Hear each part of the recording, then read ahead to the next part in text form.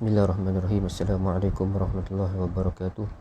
Alhamdulillahi rabbil alamin, wassalatu wassalamu ala asyrafil anbiya'i wal mursalin, sayyidina maulana Muhammad wa ala alihi wa sahbihi ajma'in. Qala subhanaka la ilma lana illa ma 'allamtana innaka antal alimul hakim. Wa la hawla wa la quwwata illa billahil aliyyil azim. Allahumma salli ala sayyidina Muhammad al-fatihi lima ughliq wal khatimi lima sabaq nasiril haqqi bil haqq wal hadi ila siratikal mustaqim sallallahu alaihi wa ala alihi wa sahbihi haqqa qadrihi wa miqdarihil azim. Bismillahirabbil azim wa rasulil karim wal malaikatil muqarrabin. Assalatu wassalamu alayka ya sayyidi ya Rasulullah, khudh bi yadi qalat hilati adrikni. La ilaha illallah wahdahu la syarika lah, lahul mulku wa lahul hamdu wa huwa ala kulli syai'in qadir. Amma ba'd. Alhamdulillah, bersyukur kita kepada Allah Subhanahu Wa Taala kerana dapat untuk kita sambung pembacaan kitab Syama'il Muhammadiyah Imam Tirmizi rahimahullah taala, dan insya-Allah pada hari ini kita masuk pada bab yang terbaru, bab yang ke-26 berkenaan dengan lauk pauk yang dimakan oleh Nabi sallallahu alaihi wasallam.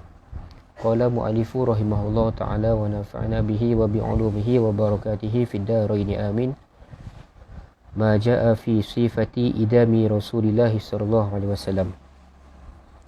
Bab ini mengemukakan hadis-hadis yang ialah ceritakan tentang lauk pauk yang dimakan oleh Nabi sallallahu alaihi wasallam bersama makanan asas. Yakni dia bukanlah makanan asas, dia adalah makanan tambahan, makanan yang menjadi penyedap.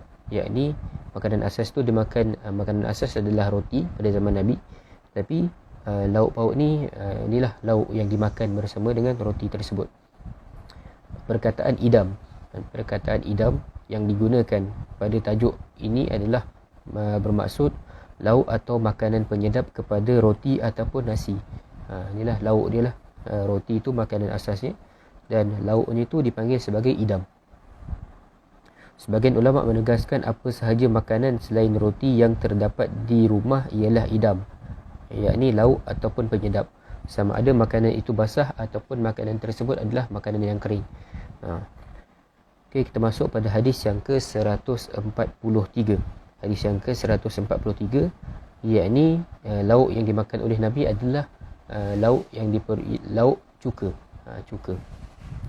An Aisyah radhiyallahu anha anna Rasulullah sallallahu alaihi wasallam qala ni'mal idamu al-khal. Maksudnya diriwayatkan daripada Sayyidatina Aisyah radhiyallahu anha, beliau menceritakan Rasulullah sallallahu alaihi wasallam bersabda, sebaik-baik hidangan ialah daripada cuka. Ini Nabi SAW kata sebaik-baik hidangan adalah daripada cuka.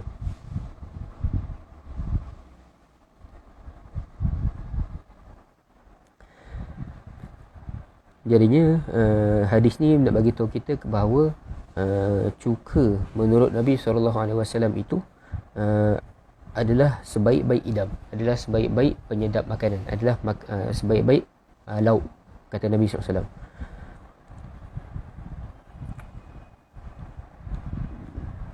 Al-idam dalam bahasa Arab bermaksud makanan yang dimakan bersama roti daripada jenis apa sekalipun makanan tersebut. Tidak kisahlah sama ada makanan tersebut, macam kita sebutkan tadi, sama ada makanan itu basah ataupun makanan itu kering, maka akan dipanggil sebagai idam. Cuka ialah makanan yang mudah diperolehi pada zaman Nabi SAW, dan Nabi SAW itu memakannya sebagai lauk ataupun pencicah kepada roti. Nabi jadikan cuka itu sebagai lauk ataupun pencicah kepada roti yang Nabi SAW makan. Ada kalanya dengan cuka sahaja, dan ada kalanya dicampur dengan madu. Ada kalanya Nabi SAW itu makan roti dengan cuka sahaja, dan ada kalanya dicampurkan sekali dengan madu. Jadinya menurut Imam Ibnul Qayyim, Nabi SAW itu memuji cuka bukanlah kerana melihat memuji cuka adalah kerana melihat pada ketika itu baginda tidak bermaksud melebihkan cuka daripada lauk pauk yang lain. Nabi SAW itu bukanlah memuji makanan cuka itu disebabkan cuka itu lebih baik daripada makanan-makanan yang lain, lebih baik daripada lauk pauk yang lain, bukan. Sebabnya berlaku adalah sebab hadis ni berlaku ialah ketika mana isteri Nabi SAW itu menghidangkan roti kepada baginda, lalu Nabi SAW inilah tanya kepada isterinya, tidak adakah lauk? Nabi tanya kepada isterinya, tidak adakah lauk untuk dimakan bersama dengan roti ini? Jadinya Nabi isteri baginda pun menjawab, tidak ada di rumah kita kecuali cuka sahaja. Dan isteri baginda kata, tidak ada lauk kecuali cuka sahaja. Kemudian Nabi SAW pun memujilah cuka itu sebagai mengambil hati isteri yang menghidangkan makanan ketika itu, dan juga untuk memujuk hati sendiri, bukan untuk melebihkan cuka berbanding lauk yang lain. Jadinya Nabi SAW bukan disebabkan Nabi SAW itu puji cuka, bukanlah untuk menjadikan cuka itu lebih baik daripada makanan yang lain, tetapi disebabkan pada ketika itu lauk yang yang ada di rumah Nabi SAW itu hanyalah cuka, maka Nabi SAW memujilah cuka itu. Sebab itu Nabi kata sebaik-baik makanan ataupun sebaik-baik hidangan adalah daripada cuka. Sebabnya pada ketika itu memang ada cuka saja. Sebab itu Nabi puji cuka, dan cuka itu dimakan dan ataupun dicicah dengan roti. Andai kata jika Nabi SAW itu dihidang dengan daging, susu ataupun madu, tidak kisahlah apa-apa sahaja hidangan yang dihidangkan kepada Nabi selain daripada cuka, maka makanan itulah yang lebih berhak untuk dipuji. Kalau dihidangkan daging, Nabi akan puji daging. Kalau dihidangkan susu, Nabi akan puji susu. Begitu juga dengan madu dan makanan-makanan yang lain. Namun tidak dapatlah untuk kita nafikan bahawa cuka ini juga mempunyai manfaat yang khusus dari segi khasiat pemakanan dan dari segi pengubatannya lah. Jadi kita tak nafikan bahawa cuka ini ada cuka yang memang baik untuk tubuh badan kita, dia jadi khasiat pemakanan, dan juga ada yang boleh untuk dibuat sebagai ubat lah, cuka. Antara cuka yang ada adalah cuka apple, macam yang selalu kita dengar lah, cuka apple. Itu antara cuka-cuka yang ada khasiatnya. Itu. Jadinya apa pengajaran yang kita boleh ambil daripada hadis ini adalah, hadis di atas ini nak mengajarkan kepada kita untuk kita ini menghargai kenapa Nabi SAW itu memuji makanan yang ada. Kalau ada cuka, Nabi puji cuka. Kalau ada daging, Nabi puji daging.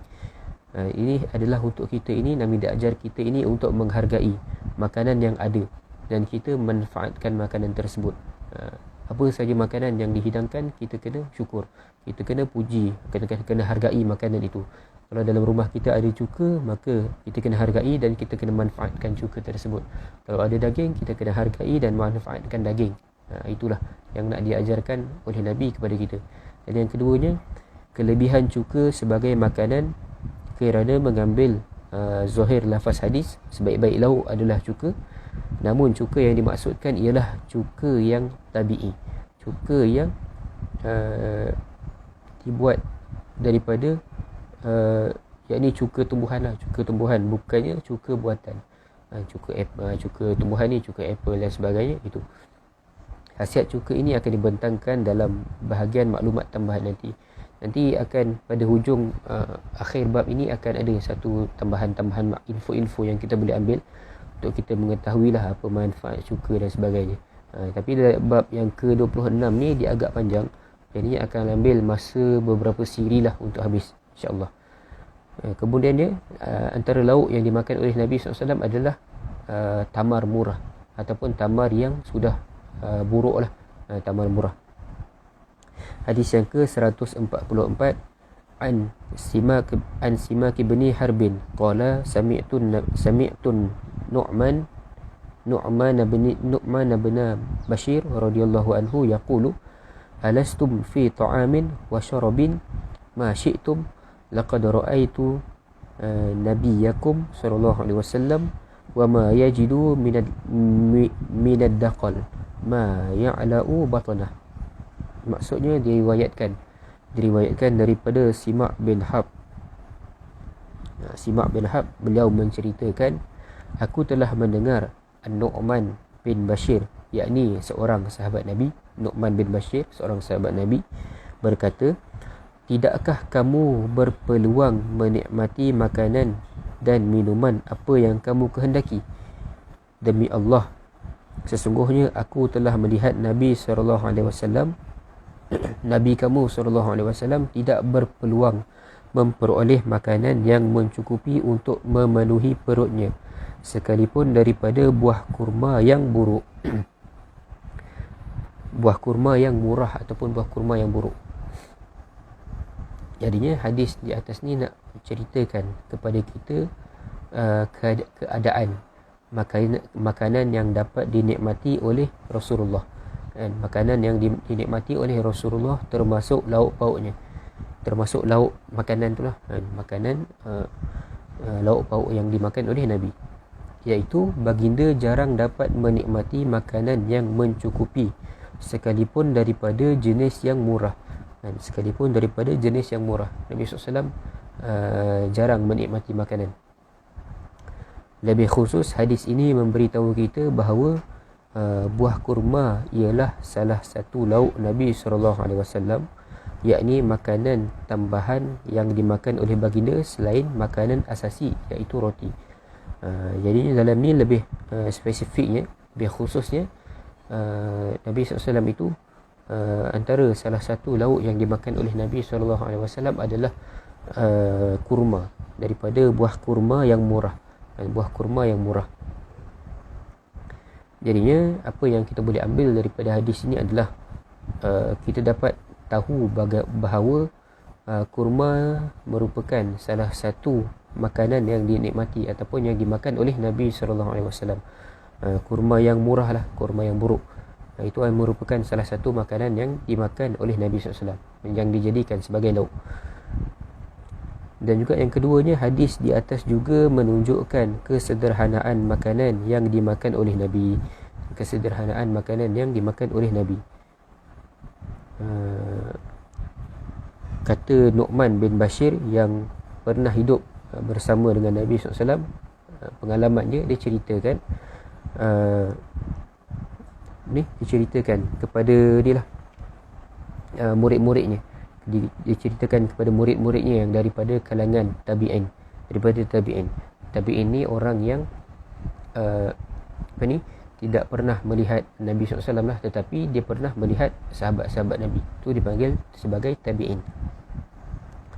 Nu'man bin Bashir yang pernah hidup bersama Nabi menceritakan pengalamannya bersama Nabi supaya murid-muridnya dalam kalangan tabi'in dapat mencontohi Nabi dengan makan dalam kadar sederhana atau kadar keperluan sahaja, walaupun pada ketika itu mereka hidup pada zaman yang mewah dengan makanan dan minuman. Kenapa Nu'man bin Bashir ini bagi tahu kepada anak muridnya bagaimana pengalamannya ketika mana hidup bersama dengan Nabi, dan diceritakan Nabi SAW itu hanya makan Nabi SAW itu makan makanan daripada kurma yang murah. Disebabkan apa? Disebabkan dia nak ajarkan kepada murid-muridnya itu untuk mencontohi Nabi dan makan mengikut keperluan sahaja, mengikut keperluan dan kadar yang sederhana lah. Dia nak ajar dekat murid-murid dia yang daripada kalangan tabi'in itu. Disebabkan untuk murid-muridnya itu dapat mencontohi Nabi SAW. Walaupun kita sedia maklum, selepas sahaja masuk pada zaman Khalifah Khulafa Ar-Rashidin, memang kehidupan umat Islam pada ketika itu agak mewah. Lebih-lebih lagi setelah masuk pada Bani Umayyah dan sebagainya, Bani Abbasiyah, kehidupan umat Islam pada ketika itu agak mewah lah, dengan makanan dan minuman dan sebagainya. Dan umat Islam pada ketika itu pun telah menjadi kaya. Sebab itu untuk diajarkan murid-murid daripada murid-murid Nu'man bin Bashir ini, dia bagi tahu kepada anak muridnya Nabi SAW itu hanya makan daripada kurma yang murah ataupun kurma yang buruk, dan ajarkan supaya anak-anak murid dia ni hidup secara bersederhana dan juga hidup makan ikut apa yang perlu sahaja. Itu nak ajarkan kepada murid-muridnya. Kalau dia tak bagi tahu, maka anak-anak muridnya akan hidup dalam keadaan yang mewah lah, hidup dalam keadaan yang mewah, yang banyak makanan dan minuman dan sebagainya. So dia nak ajarkan kepada muridnya untuk mencontohi Nabi SAW. Makan terlalu kenyang sehingga perut menjadi gendut akan menyebabkan hati menjadi keras. Apabila makan terlalu kenyang dan menyebabkan kita ini perut kita terlalu penuh, akan menyebabkan hati kita ini menjadi keras. Itu yang lebih kita takutkan. Jangan disebabkan kita ini makan dengan banyak dan juga menjadikan kita ini malas nak beribadah dan sebagainya.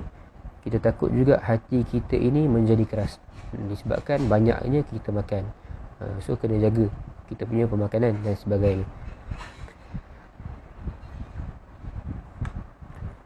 Jadinya itulah setakat perkongsian yang kita boleh kongsikan kepada untuk kita ambil manfaat pada hadis-hadis yang ada di dalam kitab Syama'il Muhammadiyah ini.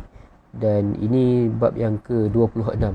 Ada lagi berbaki dalam ada lebih kurang 20 lebih bab lagi lah, insyaAllah. 20 lebih bab ataupun hampir 30 bab lagi lah untuk kita habis Syama'il Muhammadiyah. Total keseluruhannya adalah dalam 56 bab. Jadinya insyaAllah kita akan sambung pada hari esok. Masih lagi dalam bab yang ke-26 berkenaan dengan lauk pauk yang dimakan oleh Nabi SAW. Wallahu subhanahu wa ta'ala alam. Assalamualaikum warahmatullahi wabarakatuh.